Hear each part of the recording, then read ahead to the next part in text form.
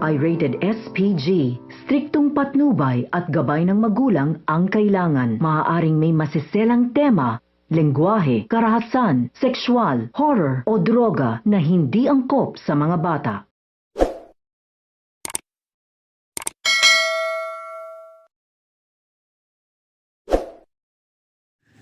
Pinunta ni Jenny si Megan. Kinumpronta niya ito dahil nilalait at sinisira ang pagkatao ng kanyang nanay Menchie dahil sa kanyang ginawa at sana umano tigilan niya na ang pagsasabotahe sa kanya. Gustong-gusto niya umanong saktan siya pero hindi niya gagawin para kay Miss Dara. Imbis na magpakumbaba at humingi ng tawad si Megan kay Jenny, nagmamatigas at nagmamaldita pa ito.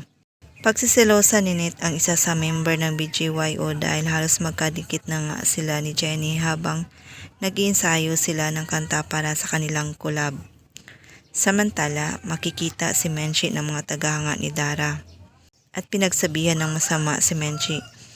Bumabalik tuloy ang trauma ng nakaraan ni Menchie na kinuyog at binugbog siya ng mga tagahanga ni Dara. Dumating si Dara at tinanong sila kung ano umano ang ginawa nila kay Menchie. Pinagtanggol ni Dara si Menchie sa kanyang mga fans na galit sa kanya. Ito na kaya ang daan para magkaayos ang dalawa? Kabang-abang din dahil papasukin ng isang lalaki ang kwarto ng Yumi at manganganib nga ang kanilang buhay. May makakaligtas kaya kina Jenny? Abangan!